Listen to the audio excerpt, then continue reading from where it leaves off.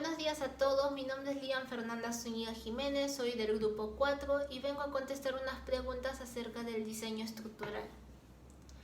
Comente cuáles son los objetivos del diseño estructural. El objetivo importante que nosotros debemos saber es que al momento de diseñar una estructura debe ser capaz de resistir todas las cargas que hay entre sí sobre ella, ya que de acuerdo a esto va a haber una mayor seguridad y no va a haber ninguna falla en el transcurso del tiempo.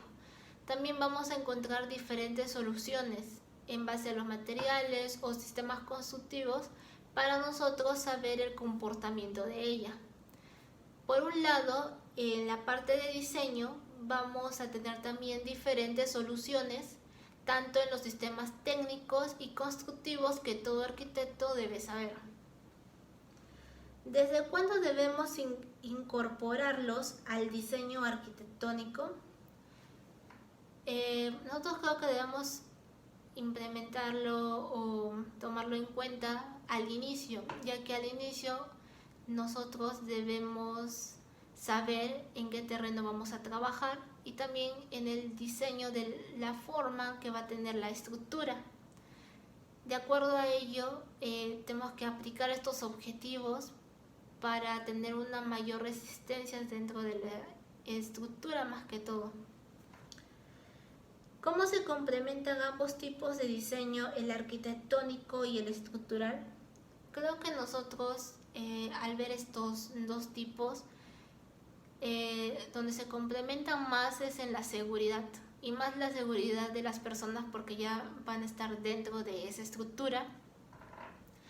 En este caso, por el tema de diseño, nosotros como arquitectos tenemos la capacidad de implementar espacios por el tema sísmico para que haya una mayor circulación y seguridad dentro de la edificación.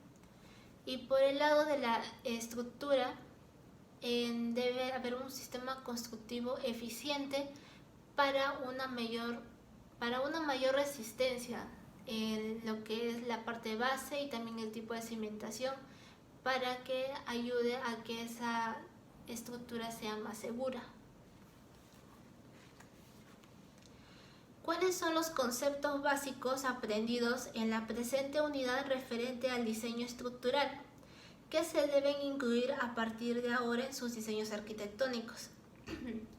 En este caso hay tres temas importantes que se incluirían, que es primeramente en el tema de las fallas constructivas. ¿Por qué ocurre una falla constructiva? De acuerdo a los ejemplos que nos dieron en los trabajos, es de que esto ocurre también en base no solo a la estructura, sino al diseño. Nosotros tenemos que tener en cuenta al momento de diseñar la parte de las paredes, de las vigas, de las columnas, saber si ese diseño en verdad va a funcionar y también si va a tener una mayor resistencia para que no haya ninguna falla.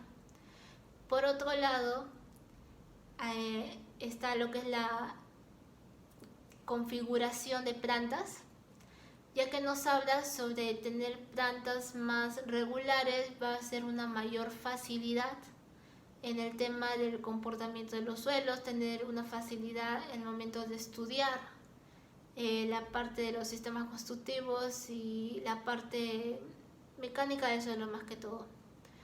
Y después está lo que es el estudio de los suelos, así como ya lo mencioné antes, que nosotros tenemos que tener en cuenta el terreno en el que vamos nosotros a desarrollar, a trabajar en base a eso, para nosotros así tener una estructura más segura.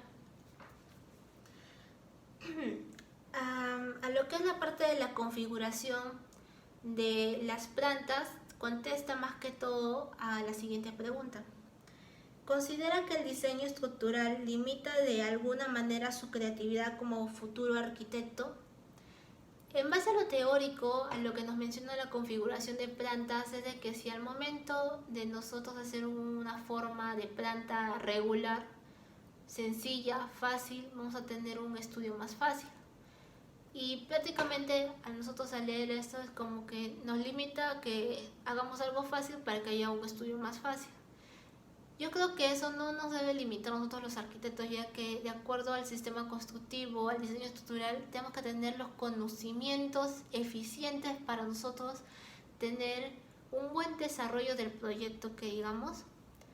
Nosotros podemos liberarnos, tener una mayor creatividad, hacer formas tanto regulares como irregulares y así tener un mayor estudio para que esa edificación pueda perdurar más que todo, para que se pueda estabilizar y así no haber ninguna falla durante el camino.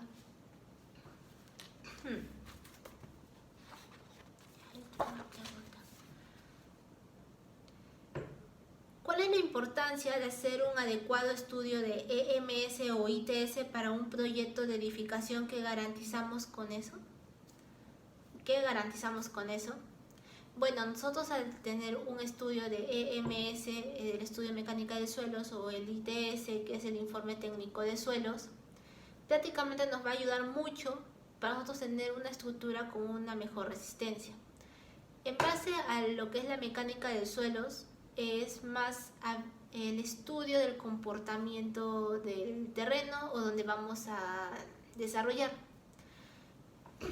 Más que todo es poner nuestros conocimientos en la práctica.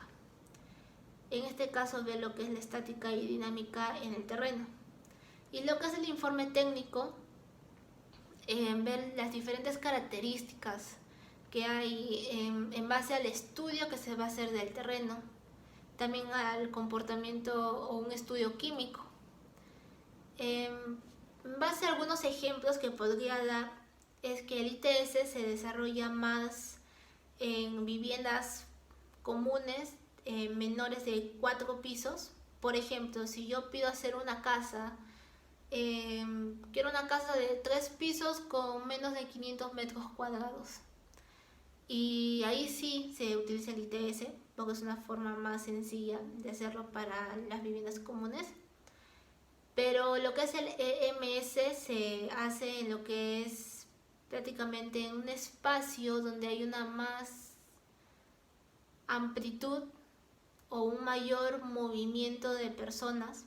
O por ejemplo, yo pido una casa más de 4 niveles, o pido una casa, por ejemplo, de 4 niveles, pero el terreno es inestable, hay fallas, ahí sí se utiliza un EMS. Cuando estamos en la obligación de cada uno de estos según la norma E50, bueno, al tener de acuerdo a la norma E50, nos habla más que todo sobre los tipos de cimentaciones y el estudio de suelos, y más a lo que es la mecánica de suelos. En este caso nos habla sobre en qué espacios realizarlos, en cuáles no. Nos da diferentes requisitos que debemos implementarlos en el proyecto. También nos habla sobre que el proyecto debe ser encargado por un profesional sin meter a terceros. Y en el uso obligado, más que todo en el estudio de mecánica de suelos, es que si nosotros queremos hacer un estudio en un terreno donde hay bastantes personas, es obligatorio realizar este tipo de estudio en base a ello, claro, para hacer que haya una mayor estabilidad. ¿Cuáles son los tipos de cimentaciones que se han visto durante la presente unidad? ¿Cómo se clasifican? Bueno, en este caso se ha visto las cimentaciones superficiales, donde más que todo se ve con relación a la profundidad.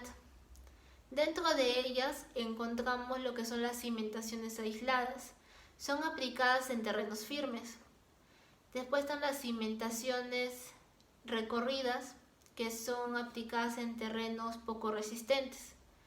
Después están las cimentaciones emparrilladas, que son aplicadas en terrenos donde hay una composición de variantes.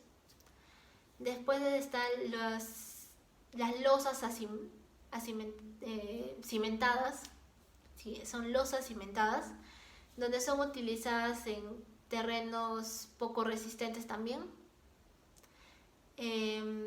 Después están lo que son las cimentaciones conectadas, que son aplicadas las cimentaciones cuando están más que todo conectadas a una viga de cimentación. Después están lo que son las cimentaciones combinadas, más que todo son aplicadas en terrenos discontinuos, no es firme. Después están las cimentaciones poco o semiprofundas. Más que todo es cuando hacemos el estudio de los suelos, el terreno prácticamente está a una profundidad media. Y después están las cimentaciones ciclopias, que también son aplicadas en terrenos firmes, pero son más económicas y sencillas de utilizar. Y por último están cuáles son los criterios que debemos considerar a la hora de la cimentación más adecuada para un proyecto de edificación. Para tener los criterios adecuados y así elegir una buena cimentación, con todo lo que se ha respondido anteriormente a las preguntas, es el estudio de los suelos. Al tener un buen estudio de los suelos mediante la mecánica o tener características en el informe técnico, vamos a tener una mayor estabilidad en la edificación. También es bueno tener en cuenta, así como lo mencioné, el tipo de terreno, el tipo de estructura que se va a realizar y también el entorno en donde se va a realizar. ¿Por qué hablamos de la estructura?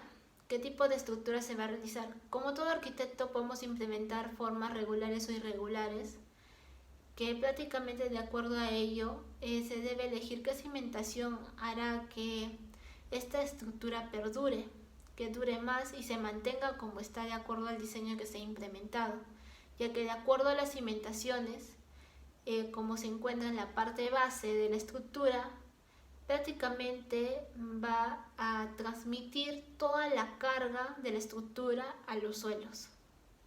Y eso sería todo. Gracias.